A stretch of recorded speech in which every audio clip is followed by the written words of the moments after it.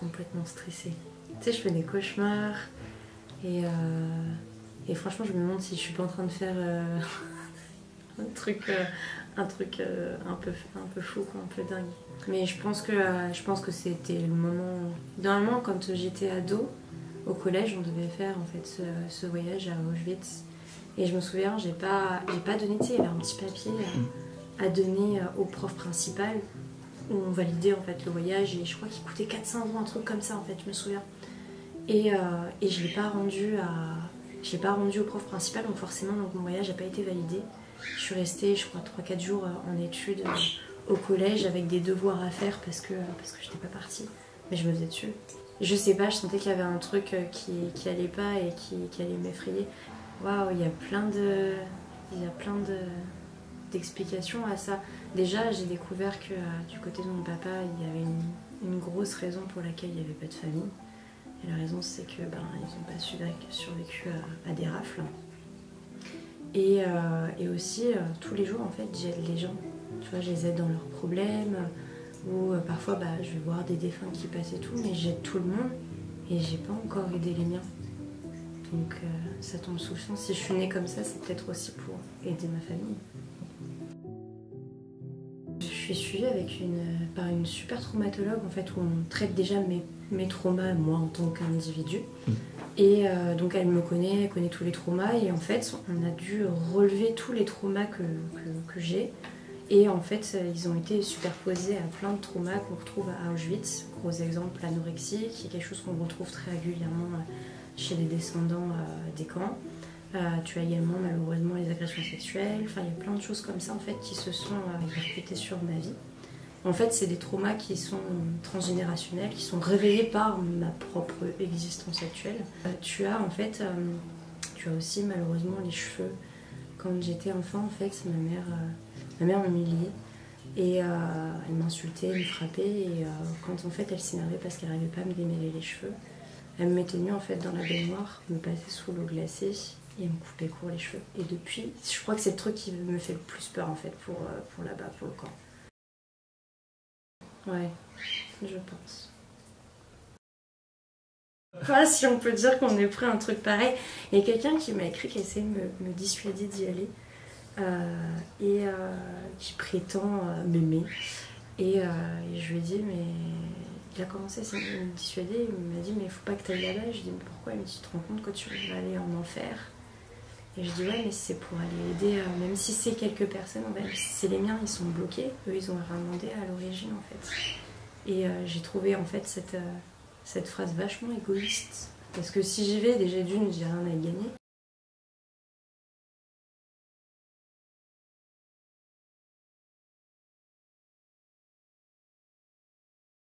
C'est vraiment un projet ultra perso. Et c'est surtout, en fait, pour les aider. C'est tout. Donc, puis moi, ça.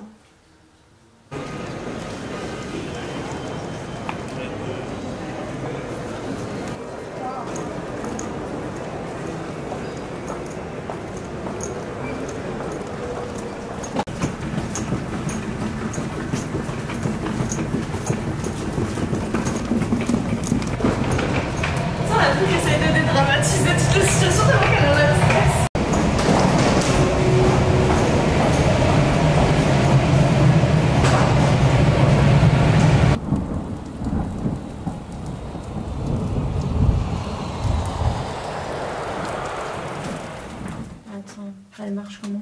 Bah c'est ça. Ouais, c'est ça. C'est trop mignon. Je mets mes affaires.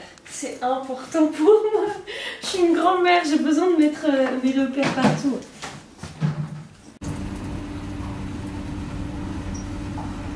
Je vais vraiment y aller en mode à l'aveugle là, je vous dis. En mode je vais prendre ça, on verra. Du sang de vampire pour eux.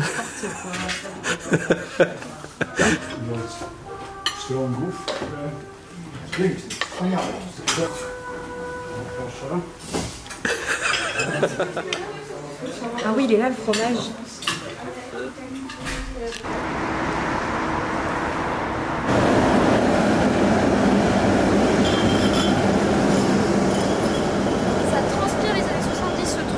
délire quand même, hein. Mais j'adore les détails, tu vois, ce genre de robe là.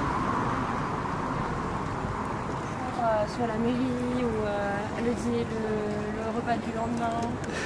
Ça vie qui se projette trop. Because I'm a princess. Le ciel est bleu. On est dans un bar à shot à vodka. C'est-à-dire que moi, la vodka, c'est dangereux. Je fais des amnésies avec ce truc et je deviens une loveuse. Moi, à certaines époques perso, l'amour, dès que je bois ce truc, c'est un élixir d'amour chez moi. Tu veux me faire dire des trucs de loveuse, fais-moi boire de la vodka. C'est na zdrowie. Ah oui, bah là, c'est pas. Putain, je parlais polac à... Za zdrowie pań, za zdrowie, szampana pijmy aż do dna, panowie. Je vais commencer par celle-là parce qu'après ça peut rester dans la bouche.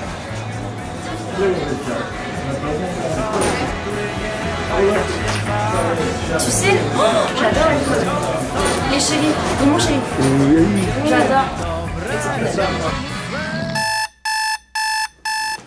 Ça va, ils sont à l'heure au moins. Ah ouais, il est arrivé. Oh. Il y a 2 autres personnes, normalement il n'y a personne, il n'y avait que moi, bouge-toi. C'est que mon café, je regarde à vous. C'est là.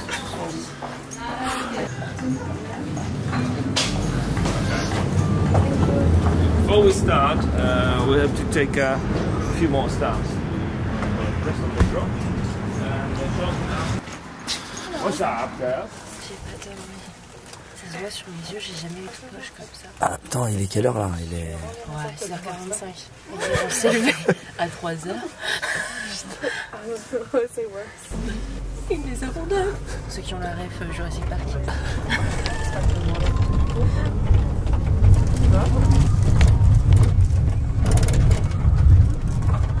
Miles from Auschwitz.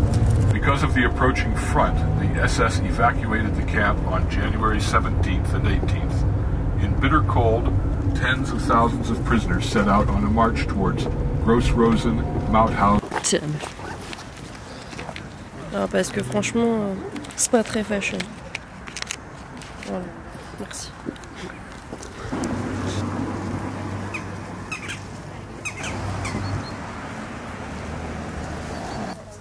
And majority of Jews who were sent to Auschwitz were never Auschwitz prisoners. Majority of them were sent directly to that.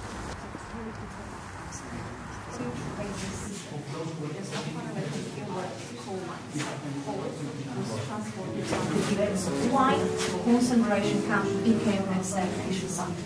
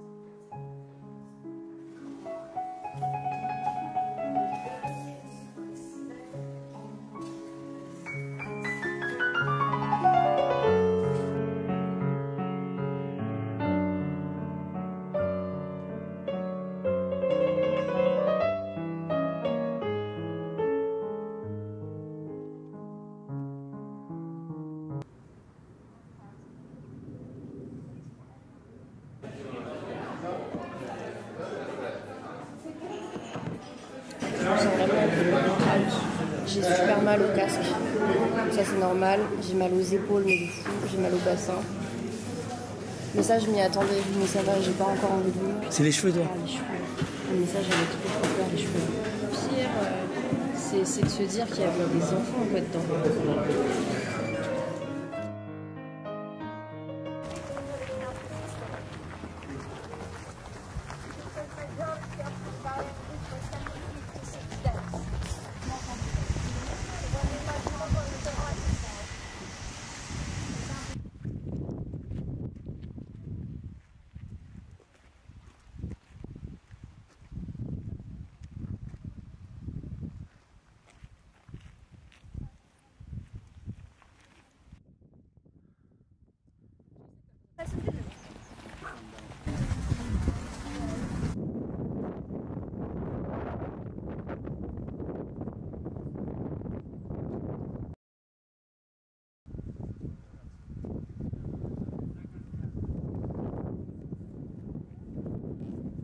suis morte.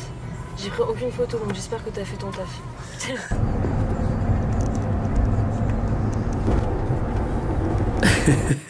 tellement mal au corps. T'as l'air KO là, qu'est-ce qui se passe? Je suis défoncée. Tu m'as pas vu m'endormir comme une grosse merde en vrai. Je prends un tramadol là. Mais là tu vas t'enfoncer dans le lit là. T'as vu? Il est moelleux là, en plus on dirait un nuage. Ah bah non, si je prends un tramadol, on peut pas prendre de vodka après. C'est un médicament, tu veux dire? Ouais. Ah. Pour Auschwitz, qu'est-ce qu'il faut que je dise? Il y a tellement de trucs à dire. L'objectif déjà, c'était déjà de trouver ma famille. Déjà. Et je l'ai trouvée. Mais j'ai pas trouvé qu'elle. Et j'ai eu super peur quand j'ai vu qu'en fait ils m'entendaient pas. Je te jure, ça m'a terrorisée. On était au niveau des cuisines. Et j'entendais qu'on m'entendait pas du tout. Et en fait, j'ai appelé ma grande-tante. Et je lui ai dit, on m'entend pas. Elle est décédée pour remettre les choses dans son contexte. Et je me suis dit, mais merde, comment on fait? Qui mieux qu'un défunt peut parler au monde d'un vivant? Et j'ai commencé à appeler mon arrière-grand-père, mon arrière-grand-mère. Et j'ai dit, mais il faut leur dire, en fait, ils sont morts. Et en fait, toutes les personnes à qui j'ai pu parler, en fait, mortes, je les ai appelées. Mais c'était super dur parce qu'en fait, ils m'ont fait je me percutais contre le mur, j'arrivais pas à marcher droit. J'ai l'impression d'être, entre guillemets, bourrée. T'es dans un état second, en fait, ils sont dans une espèce de bulle, dans un autre temps. Et toi, tu peux pas grand-chose hormis être entre deux mondes, entre le tien, le monde des vivants et le monde des morts. Et j'essayais d'appeler. Et en fait, c'est mes défunts qui ont fait en fait la passerelle entre nous et eux. Et en fait, au début, j'entendais, mais c'est pas possible. Qu'est-ce qu'elle raconte? J'entendais que ça et je me suis dit, mais merde, ça va pas marcher en fait, on va rien réussir à faire. Et je me suis dit, ça se trouve, on a fait tout ça pour rien. Et en fait, au final, c'est le moment où il y a eu les cheveux. Et c'est là en fait où j'ai basculé en fait de l'autre côté. C'est ce que je te disais, j'entendais plus en fait ce que disait la guide. J'étais vraiment passée, ça y est, de l'autre côté. Et je marchais en mode automatique et je sentais leur présence, je les sentais autour de moi. C'était très étrange, très euphorisant, en même temps effrayant. C'était très étrange. Je sais pas comment tu définis ça plus particulièrement pour des gens qui sont qui comprennent pas. Ils étaient tous autour de moi, tu vois. Et au loin, en fait, toi et la guide et tous les autres, vous étiez, mais au loin, genre ailleurs, tu vois. Le pire, parce que, en fait, il y a eu le moment où on leur a retiré leur identité. Il y a eu le temps de leur retirer tout ce qu'ils avaient en fait dans leur vie, de leur retirer leur humanité, de leur donner un numéro et non plus un nom, et de les broyer psychologiquement, physiquement, et d'aller jusqu'au bout. Tu sais, comme quand tu vas en low batterie, que tu vois, tu prends jusqu'au bout ton téléphone, tu vois, quand tu veux prendre ton Uber, et que tu arrives jusqu'au bout du bout, et ben c'était exactement ça en fait. Et aller jusqu'à le sadisme. Birkenau, il n'y a pas de sadisme en fait, c'est t'arrives, on bute. Que là, c'est jusqu'au bout, on a envie que tu souffres, tu vois, que tu saignes, que tu souffres et qu'on le voit dans ton regard et que jusque dans ton âme, ça soit ancré, tu vois. Et je crois que c'est ça le pire dans Auschwitz, c'est le sadisme qui est ancré en fait dans les lieux. Birkenau, il n'y a pas de sadisme.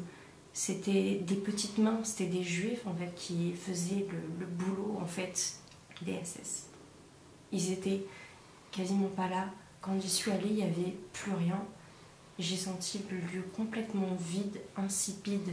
C'était genre un espace vide, un trou noir en fait dans le temps. À Auschwitz, il y a encore ce poids quoi, il y a encore... Il y a toujours cette chose, tu vois, j'en ai les mains qui chauffent en fait. Vu que ça se reproduit. Regarde, il y avait des gens qui faisaient des selfies. Les goulags, alors que c'est l'armée rouge qui nous a soi-disant sauvés. Regarde la guerre en Ukraine. Regarde tous ces trucs qui se réitèrent. La haine, même chez nous en France. Il y a de la haine de partout. Ça se réitère, ça se réitère. Ça s'arrête jamais. Je pense que c'est quelque chose qui sera réitéré malheureusement à l'avenir. De quelle manière, je ne peux pas dire, je suis personne pour le dire. Mais on peut quand même peut-être partir sur une note positive ou parce que là, tu veux qu'on tout le monde va chialer là. Non, je donne mon ressenti en fait sur le moment parce que mon but en tant que médium, parce que je le rappelle, la médiumnité c'est communiquer avec les morts et c'est ce que j'ai vécu à ce moment-là. Je pense, tu sais, après tous ces kilomètres parcourus, ce temps de préparation, je me suis dit il faut que je réussisse en fait. Je me donnais pas en fait le droit à l'erreur. Et en fait le moment où en fait j'ai réussi à le faire passer de l'autre côté, il y a eu, tu sais, le brin de soleil. Il faisait gris, il faisait froid, il faisait dégueu clairement. Et d'un seul coup, pouf, il faisait beau et je me suis dit est-ce que j'ai réussi au final? Et j'ai envie de me dire que oui. Et ouais, pour l'avenir, pour les générations futures, pour moi, en gros, on a un lourd poids en fait sur nos épaules en tant que parents. On se doit tout simplement en fait de donner les clés en fait pour l'avenir. En fait, on réitère en boucle les mêmes erreurs et notre but à nous en tant que parents, c'est juste de dire à nos enfants ce qui est bien et ce qui n'est pas bien tout simplement. Et de leur donner une éducation. Et c'est simple, c'est con en fait. Mais ça peut permettre en fait de ne pas réitérer ces erreurs-là. Elles sont effroyables, mais pour moi, elles résultent en fait tout simplement d'une erreur d'éducation. Si aujourd'hui Hitler n'avait pas été soutenu par des gens plus faibles que lui, donc qui avaient peut-être potentiellement une erreur d'éducation, peut-être que tout ça ne serait jamais arrivé. Il n'y a pas que Hitler, le grand méchant loup en fait. Il y a tous ceux qui sont autour de lui en fait, qui ont fait les mêmes erreurs, qui sont allés dans son cheminement, tu vois, qui avaient peur de lui. C'est pas le seul grand méchant. Pour moi, c'est un tout. Et l'avenir, pour moi, sera plus beau si on donne une éducation à nos enfants, si on est résilient, si on est réfléchi, cultivé et tolérant, en fait. Aujourd'hui, on vit dans un monde très hypocrite où on dit « je suis tolérant ». Mais c'est pas vrai. Au premier personnage qui nous vient à nous venu, qui est complètement différent, on le juge dès qu'il a le dos tourné. Mais on a juste à avancer et s'en foutre en fait de son cheminement. Si on s'occupait déjà de notre propre cheminement, donc évoluer nous-mêmes en tant que personne, et donc pas s'occuper en fait de la vie de l'autre, je suis sûre que l'humain pourrait faire de grandes choses. Ok. Thank you very much. Dziękuję bardzo.